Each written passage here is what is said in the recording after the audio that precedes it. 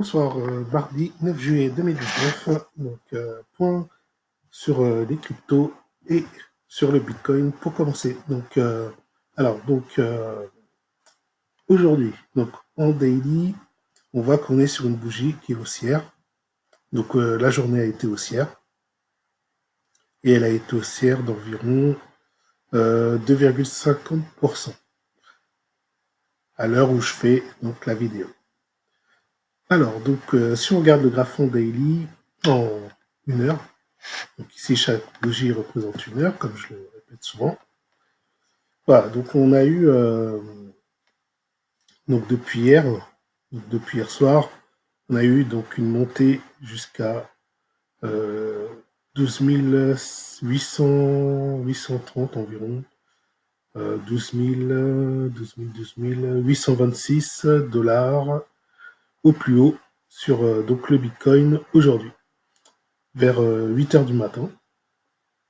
Puis on a eu une descente qui est descendue jusqu'à 12 127 et on est remonté.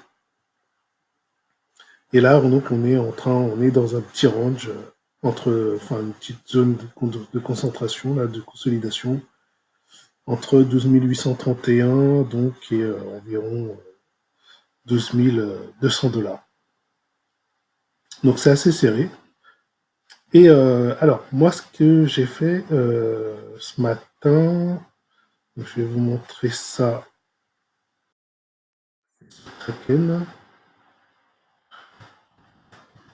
Alors moi, en fait, j'ai regardé l'order book, j'avais vu que, en fait, il y avait ce que vous voyez ici, là. Alors, vous ne voyez pas bien à cause du petit point, mais en gros, il y avait un escalier qui était placé dans les 11 400 environ. Donc, qu'est-ce que j'ai fait? J'ai pris en fait une position, enfin, j'ai placé un ordre. Donc, j'ai dit dans cet ordre que je veux que. euh, donc, j'ai placé un ordre. J'ai dit, je veux acheter du Bitcoin si. Alors, non, je dis. Oui, non, c'est bien ça. Je vais acheter du Bitcoin. Alors, attendez, je regarde juste un truc pour pas dire de bêtises. Oui, donc là, voilà. Donc j'ai placé un ordre. J'ai dit, je veux acheter du Bitcoin si le cours, il, euh, il, euh, il descend à 12 330. Donc si le cours il descend à 12 330, tu m'achètes du Bitcoin. Donc voilà, donc c'est ce qui s'est passé. Donc le cours, comme on l'a vu tout à l'heure,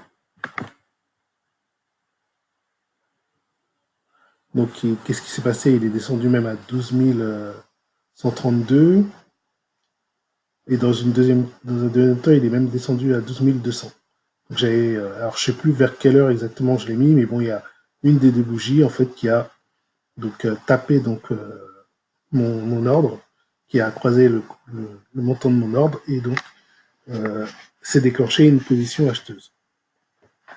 Et donc grâce à un carnet d'ordre, j'ai pu acheter assez bas, quasiment au plus bas, et voilà. Et donc là, ça monte depuis. Donc voilà, le carnet d'ordre, ça peut être intéressant.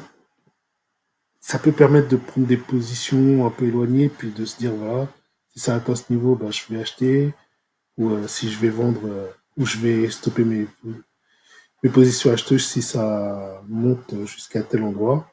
Par exemple, à un moment, on avait 13 000, alors là, ça a disparu, mais à un moment, on avait 13 000, même si ici, on le voit, là, 13 000. En fait, là, il n'est pas marqué le 13 000.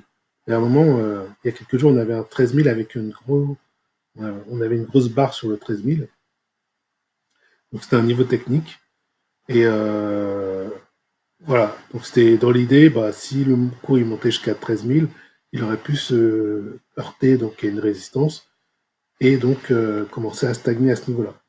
Bon, ce qui n'est pas fait et le marché a changé, donc depuis c'est plutôt lisse. Quand on regarde, voilà, on voit pas de gros escaliers au niveau de 13 000, même si là il est encore marqué ici. Graphiquement, on voit pas d'escalier. Donc pour l'instant, voilà, donc pour l'instant, en tout cas, si le cours monte, je vois pas de frein majeur pour le moment. Et donc après, il faut regarder, puisque ça change, ça bouge, hein, le marché bouge. Donc là, vous voyez, hein, il est en train de bouger. Donc il y a des résistances ou des supports, des fois, qui se marquent à certains moments et puis qui disparaissent et qui reviennent, ou qui, de nouveau, d'autres supports se forment. Donc là, on en a à environ 11 820. Donc on a un support. Donc l'idée, c'est que si le marché baisse, il aurait du mal à aller en dessous de 11 820. Donc pour acheter une position à 11 820. Donc moi, ce que j'ai mis à 11 820. Donc on ne sait jamais, dans la nuit, il peut descendre. Il se passe tellement de choses, des fois, dans la nuit ou dans la journée. Voilà, donc il peut descendre et puis boum, ça tape là. Et puis si ça fait vraiment, si c'est assez puissant, si c'est assez fort, ben, ça va stopper le cours. Le cours va s'arrêter, puis il va remonter, ou des choses comme ça. Voilà. Donc là, on est sur une portée de 13%. Bon, à voir, hein. 10%, ouais, c'est assez bien dans les 10%. Alors, je reviens sur le graphique.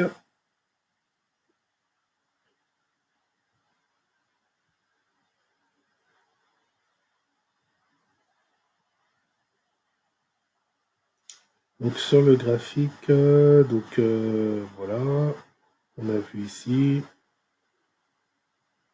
Donc, par exemple, je pourrais marquer ici la résistance à. Non, il n'y avait pas de Non, il n'y avait pas de résistance. Pas de résistance marquée. Par contre, il y avait un support à 11 800. Donc 11 800, ça fait assez bas. Bah, il est déjà. Ouais, bah, c'est à peu près ce que j'avais déjà ici, hein. Voilà, donc l'idée, c'est que voilà, on peut le baisser un peu. À la limite, on peut baisser celui qui est déjà là. Donc là, la zone de range, on en est bien sorti, hein, par rapport à ce que je disais hier. Donc on avait cassé la zone de range quand j'avais fait la vidéo. Et donc là, on voit bien qu'on est bien sorti de la zone de range d'hier. Donc à la limite, on peut la déplacer. Voilà, pour la bande haute. Et pour la bande basse, on se placerait. Allez, on va se mettre ici. Allez. Voilà, donc on a une nouvelle zone de travail. Et ici, ça, on pourrait le déplacer si on veut se coller à ce qu'on a maintenant. On pourrait le descendre à 11 800. Donc, ce qui nous fait une zone d'appui si le cours devait descendre. Qu'est-ce que je voulais voir? Oui, je voulais revenir quand même sur. Ah, ouais, c'est encore trop tôt. Ouais, là, ça va être. Ça va passer. Ouais, ça passe. Donc là, je vais juste me mettre à 10% pour voir. Donc non, on voit rien à 10%. Est-ce que vers 20%, on voit quelque chose? Alors c'est très lointain, mais on aurait peut-être quelque chose là. 14 900, donc là, l'idée, c'est qu'on pourrait monter tranquillement là jusqu'aux 15 000, tel que je vois le carnet d'ordre.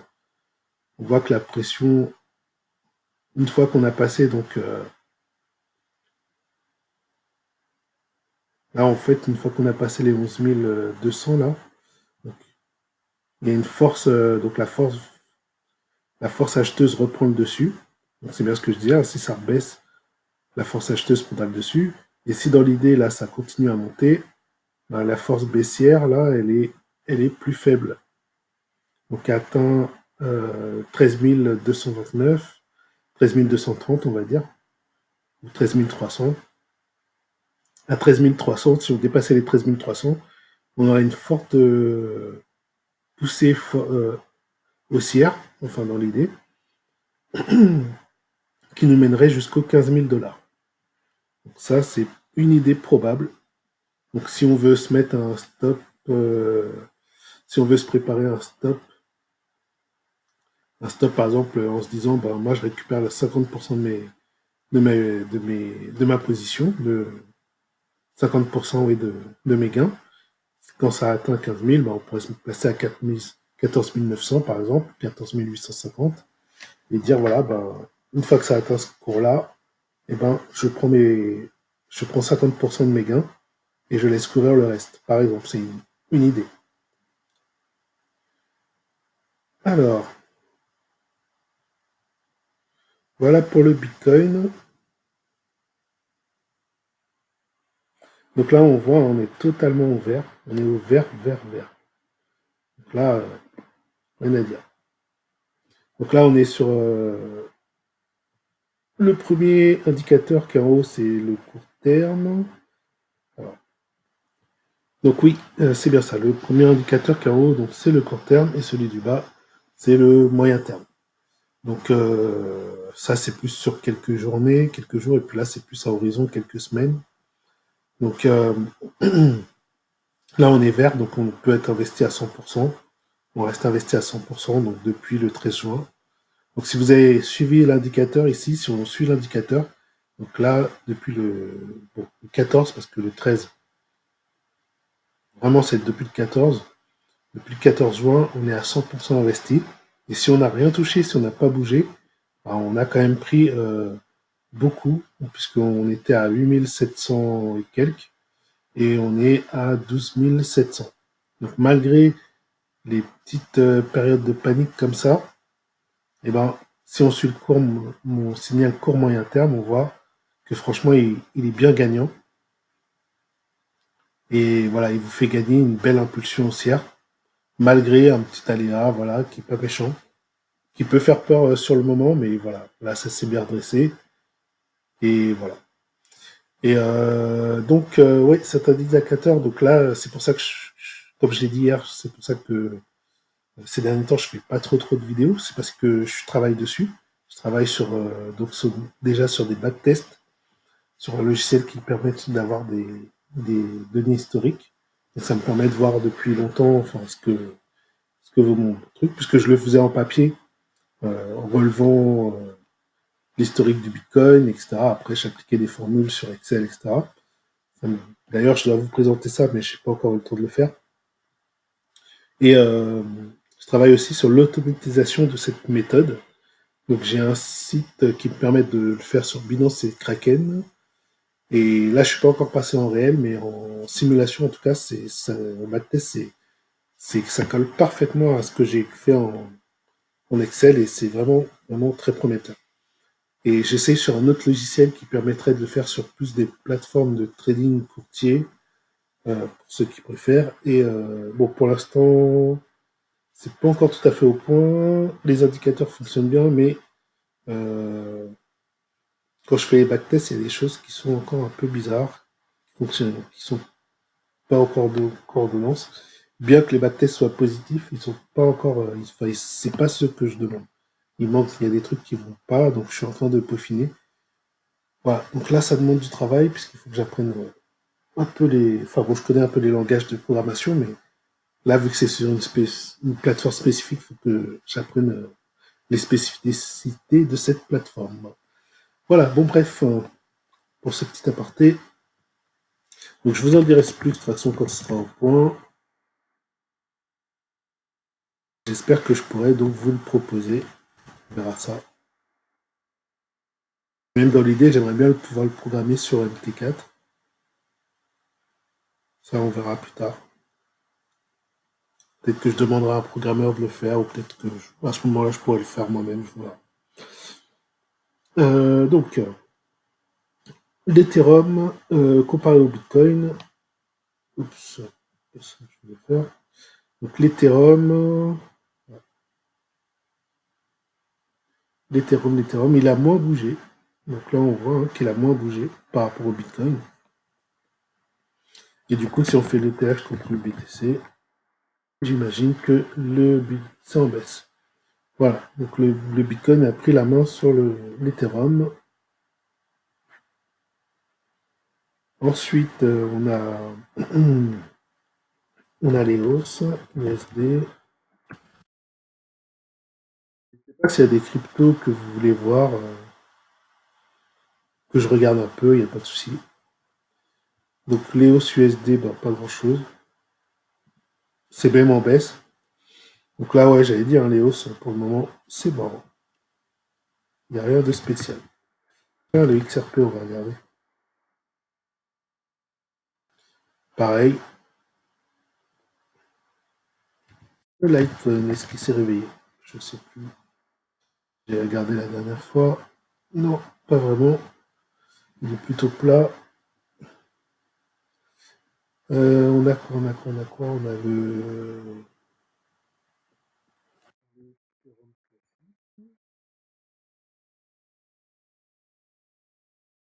Pareil, c'est baissier, c'est pas terrible. On a le Link. Donc le Link, le Chain Link, qui est pas mal en ce moment. Donc lui, il est pas mal, hein. Bon, même si ces derniers jours, voilà, il commence à baisser. Mais de manière générale, le Chain Link, il était pas mal.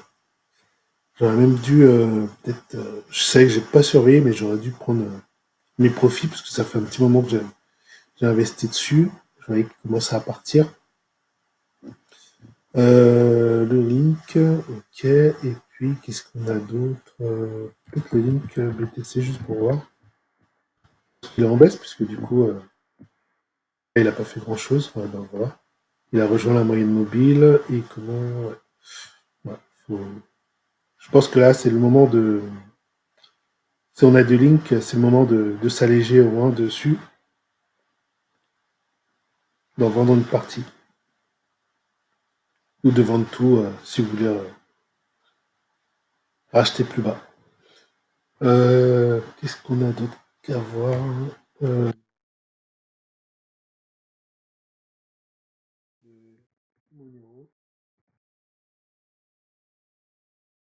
D'ailleurs, le LTC, je sais qu'il y a. Enfin bon, j'ai écouté la vidéo du hacheur. Donc il y a. Je sais même plus comment on appelle ça. Enfin bon, il y a un truc qui va peut-être certainement créer une montée du Litecoin dans le mois qui vient.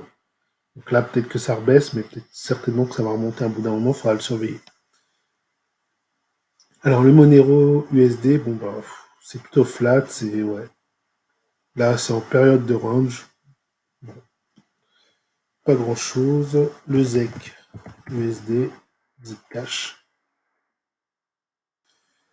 il est plutôt, bah, il est flat, mais il est quand même dans sa zone haute, mais bon, il est pas terrible encore. Il faudra attendre qu'il dépasse, qu'il rejoigne au moins les 114, les 115, je dirais même. Qu'il dépasse les 115. BNB USD, ouais, plutôt flat, pas terrible.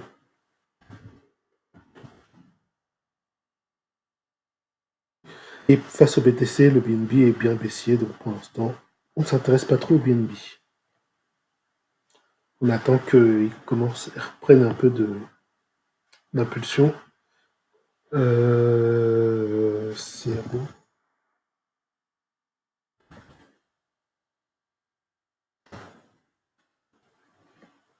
zéro USDT. Ah oui, voilà, on a un signal un peu bizarre. Hop, hop. Ouais, bon. C'est en hausse, hein, toujours, mais bon. Difficile à lire, en plus il est jeune comme signal, mais en tout cas, là par rapport à mes indicateurs, on est en zone d'achat. Mais bon, c'est ouais, très significatif. Ah, par rapport au BTC, on est quand même passé au-dessus de la moyenne mobile. À suivre, à voir, à suivre. Voilà, donc pour moi, un peu pour le tour des cryptos, on va aller sur CoinMarket. Ah, d'abord, je vais me mettre sur le BTC. On revient sur le Bitcoin. Alors, qu'est-ce qu'on a ici?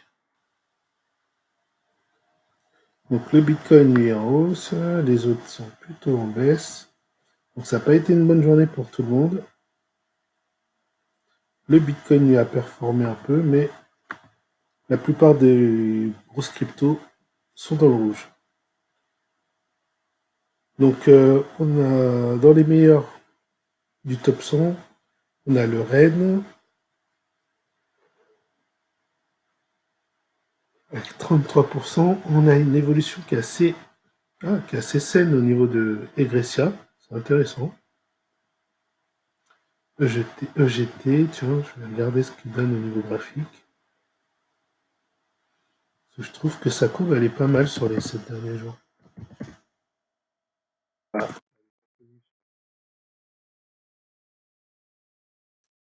Elle n'est pas connue encore sur TradingView. Donc là, hop.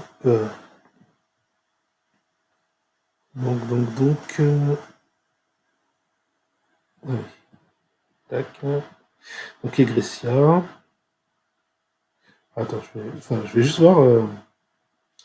Je vais juste voir sur quel marché elle est cotée. Il y a KuCoin qui la cote. OKEx. Ouais. Hotbit. Ouais. C'est pas les plus gros, à part peut-être KuCoin qui est un peu connu. Et les autres sont un peu moins connus. En tout cas, il n'y a pas du Binance, quoi. Mais malgré tout, elle est 35e. Hein. Puis je la vois depuis un petit moment, et puis là, la courbe, elle est pas si mal que ça. Ah, bon, tiens, on peut aller regarder la courbe. Ah ouais, c'est. Ça a pris du temps, pendant un moment, ça a bien stagné, puis là, il s'est passé quelque chose à partir du 2 avril, et puis ça a commencé à monter, donc il se passe quelque chose sur cette crypto. Je la connais pas, je sais pas du tout ce que c'est, mais il se passe quelque chose, donc ce serait peut-être bon de se renseigner pour ceux qui sont un peu curieux.